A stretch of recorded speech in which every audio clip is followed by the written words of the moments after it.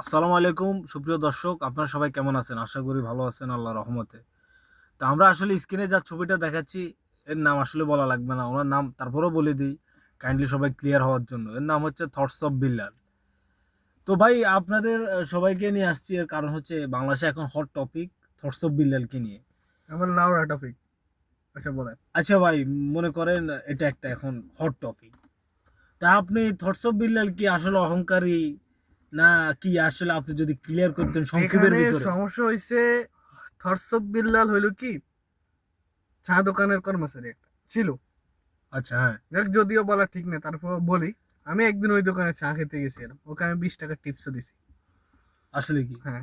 আচ্ছা, এখন thoughts of Billal একটা বই বানাইছে, নাম যাই লেখছস, ঠিক আছে, তুই লেখছস, যা কষ্ট করছস, ওই বইটার মধ্যে তোর হাইস্ট জোরে গেলে উপরে গেলে 50 টাকা 60 টাকা যা খরচ ধরলাম, তুই 200 টাকা বিক্রি কর, 300 টাকা বিক্রি কর, 1000 টাকা কিভাবে নিশ্চয়? আসলে এটা অপরাধ নাকি ভাই? আপনার কি বলেন? তারপরে তুই পাতা একটা পাতা, গাছের পাতা ছিঁড়ে আরেকজনকে দিস, 1000 টাকা বিক্রি করবি। ওই তুই ভিডিওটা কে? আপনারা দেখছেন ভাই? হ্যাঁ, আমরা তুই সবাই কে? দেখছি। হ্যাঁ, রবীন্দ্রনাথ ঠাকুর, কাজী নজরুল ইসলাম, তুই কে? আচ্ছা। কে? তারপরে? এগুলা ছাড়, বাটপাড়ি ছাড়। থটস অফ বিল্লাল, আমি তোকে বলবো বাটপাড়ি ছাড়।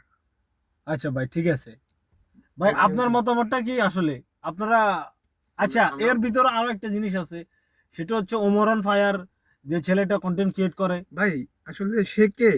তাকে তো আমরা চিনি না। তার ভিডিও তো আমরা কখনো দেখিও না, মনে হয়। আচ্ছা, আপনারা দেখেন নাই? না, শুনতেছি মানুষের তো থেকে। আপনারা থটস অফ বিল্লাল নাম তো অবশ্যই তার নাম শুনছেন। লাউড়া ভিডিও শুনছিলাম।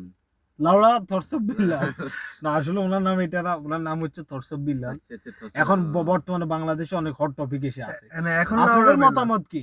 আসলে সে কিরকম অহংকারী সেই নাতি, সে কিরকম? আপনারা যদি কাইন্ডলি ক্লিয়ার করতেন একটু। তার থেকে সে কিন্তু অনেক অনেক সেই তাকে অনেক অহংকারী মনে করে। সেই কি ফাতা বেচে, কি ওই আপনার সে আবার কি বই বিক্রি করে।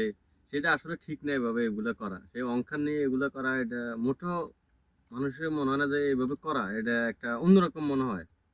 আমার আমার থেকে মনে আপনার হয় কথা অনুযায়ী বোঝা যাচ্ছে যে উনি অহংকারী। অহংকারী, উনি অনেক অহংকারী। আসলে ঠিক উনি না, অহংকারী। ভাই ঠিক আপনার না। কি মতামত আমার কোনো আসলে? মতামত নেই। থটস অফ বিল্লাল, আপনাকে বলতে চাই ভাই, ভালো হয়ে যান। অহংকার অহংকার মুক্ত করতে হবে মানুষ আত্মা থেকে। মানুষের মূলত পতন হয় অহংকারের জন্য, এক। অহংকারের জন্য, হ্যাঁ। দ্বিতীয় হচ্ছে আপনি যে ধরনের কন্টেন্ট আগে করতেন ওইগুলোতে লিপ্ত হন।